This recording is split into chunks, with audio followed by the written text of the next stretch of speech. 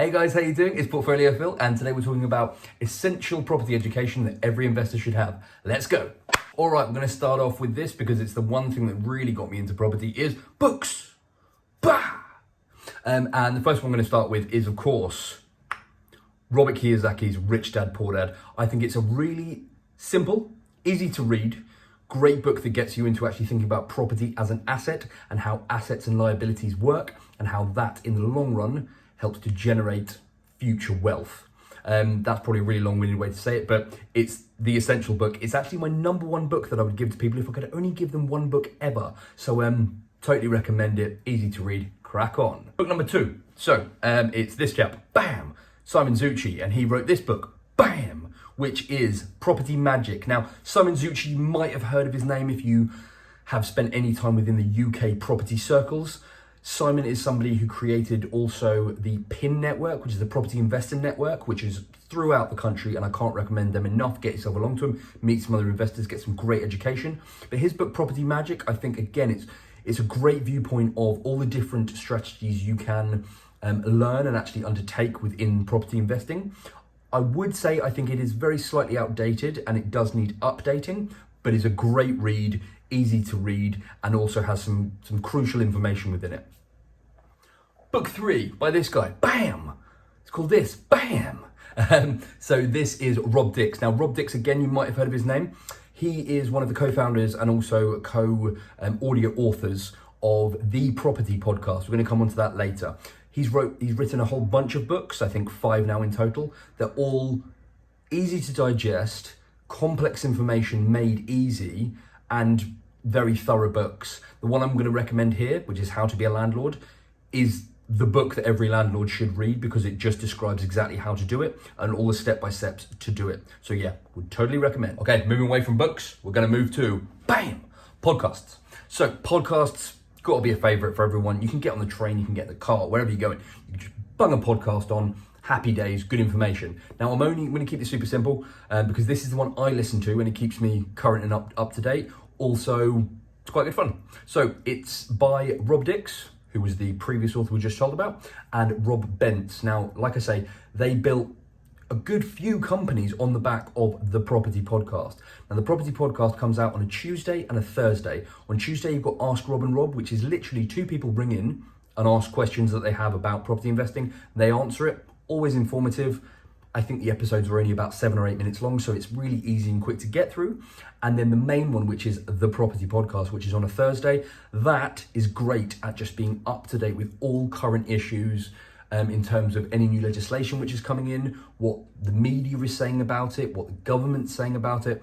I tend to find any big issues that are coming up within property, I can literally listen to those 2 podcasts a week, and it means that I'm more current than most property investors on what's going on. I cannot recommend the Property Podcast enough. It's a good bit of kit. Get listening to it. Cool. Number 3, networking. So this is the next thing. So you've learned a bit, you've listened to a bit from all the previous ones, books, podcasts. Now, you want to actually just go and hang out with some people that do this day in, day out. So you just want to obviously search or Google like property networks near me. As I previously mentioned, Simon Zutshi, who is the author of Property Magic, he has an entire property network of networking events. It's referred to as PIN, that's the Property Investors Network. If you search PIN near me on Google, you'll probably find something. They're run by investors. You'll get a lot of investors there. You'll get a lot of people who have services for investors. Just a great place to go and meet people and start building up your personal network of people. So I like the phrase, your net worth is your network. And I think that's totally true. You want to build up your network so essentially you can utilize it when that comes about. Don't look to build your network when you need a network because that just never really works. But essentially go along, talk to everybody that you can, start building that up, go and have coffees with people, go and have lunch with people, and just build your network because as soon as you know it, you need an architect, you need a good mortgage broker. You always need a good mortgage broker. And you need those things in the moment. You need them right then and there. And you need people that you can rely on. People that you've met face to face is really good because you sort of know them and you know each other and you build up really great relationships. And then obviously you can help each other. You can refer each other. If one of you is an architect and one of you is a mortgage broker, they're going to cross over and that's just great for everybody's business. But the other thing is, as a green first time investor, I would say the best thing is go and hang out with some people that are using the strategies that you want. If you're into HMOs, go and hang out with people who have got 10 HMOs. If you're into just buy-to-lets, go and hang out with people who have got buy-to-lets. Because what you can then do is, once you've spent enough time with them, if you see a good deal come along, or you're not sure about something, or new legislation's coming in, you can ring them and go, hey, look, can I just ask, what do you think about this? Same as like, look, I've appraised this deal, this has come through. Can you run those numbers for me again, just to make sure that's like correct?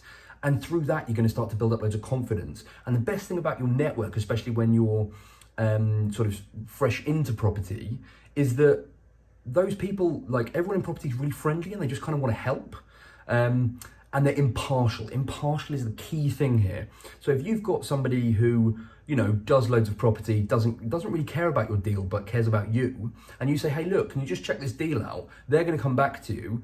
And if it's a good deal, they're going to go, hey, that's good. I like that. Like, if you don't have that, let me know.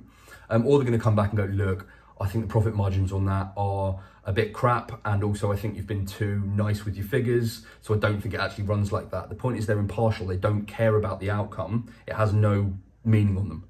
Whereas obviously if it's an estate agent telling you if a deal's good, they want you to buy it so they get their commission. So impartiality is really the key thing here. But yeah, I can't recommend networking enough. Go to networking, go and start to hang out with real investors and just see how they do it. You'll also learn a lot in the process. Cool. 4. So 4 is doing. All right, doing. Because with a lot of things, especially when it comes to investing of any kind, people fall into one of two categories. You're either going to do it or you're not going to do it. And you're going to sit in those categories. And the interesting thing is both of them are totally fine. It's all about sort of your level of risk and where you sit and how it makes you feel and whatnot. But what I would say is you, like doing something, you are going to learn the most. So the next step, I'm going to basically warn you about really what not to do. But the main one is just get out there and do it. You can do all the reading. You can do all the listening to podcasts. You can do all the networking. You can do property courses, err on the side of caution. But essentially, there's just going to become a point where you have to actually put some money down and actually buy a deal. And that's really going to define you as an investor. So yeah, doing, you're going to learn the most from doing.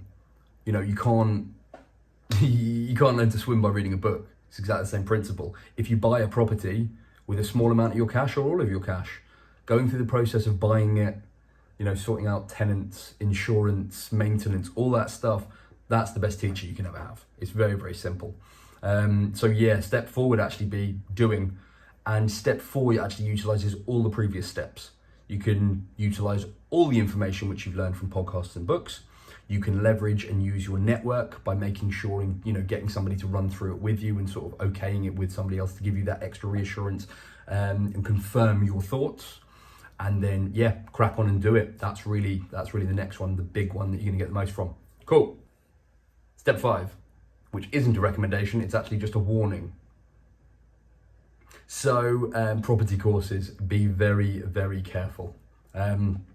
Because I've been on property courses and lost money on them, and actually they've left me, I'm not kidding, after 3 days of a property course. I'm genuinely a very positive person, and they left me feeling really, really depressed. Property education, depending on who's going to run it, if you're going to look at property education, I would go and meet the people at networking who run the courses. I'd speak to plenty of people who have done the courses, and you know, the courses should be limited to maybe like 15 or 20 people as a maximum. If you're going to courses where there are 50 people in a room in a fancy hotel in London, walk away and ask for your money back. Just walk away. Just don't even bother. The big fancy, you know, property investing ones that you go to in London, all they're going to do is put you in a room for 12 hours for 3 days and just throw neuro-linguistic programming at you, NLP. And there's a principle, if you get people to say yes like 30 times, essentially it becomes that's their almost initial response. And also, if you put people in a room for 12 hours for 3 days, there's something genuinely called decision fatigue. So then when you come to so if you couple that with, here's a question, but you've been saying yes more than 30 times, right? And also you have decision fatigue, what do you think you're gonna say? You're gonna say yes. So when they say, oh, our baseline course is 20 grand and our top end course with all these people is 40 grand, you're really likely to say yes. So like these guys are referred to now on the internet as entrepreneurs. I truly stand by that. I had somebody in my face say to me, if you don't do our course and you don't buy at least a 20 grand package, you're gonna fail. You're gonna fail at property.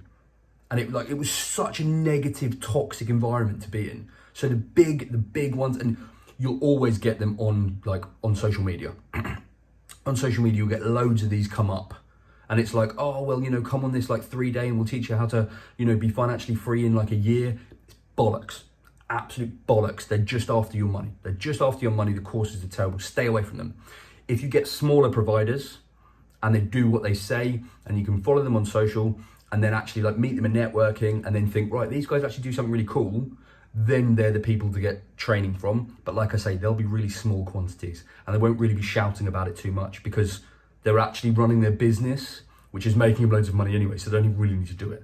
But that's the thing, property courses, be very, very careful of them. Just to let you know, I did this guy's property course, not run by him, he's just kind of let them use his name. Naughty. But yeah, that's the one I did, like I just said. Cool. Right, guys, that's me done for this episode. If you liked any of that, hit the like. If you want to just see the content as and when it comes out and be told when it comes out, hit the subscribe as always, which it wouldn't be, but this isn't financial advice. Don't take it as financial advice. Don't sue me. Cool. Have an awesome day. Be an awesome landlord, and I will see you soon. Cool. Cheers, guys.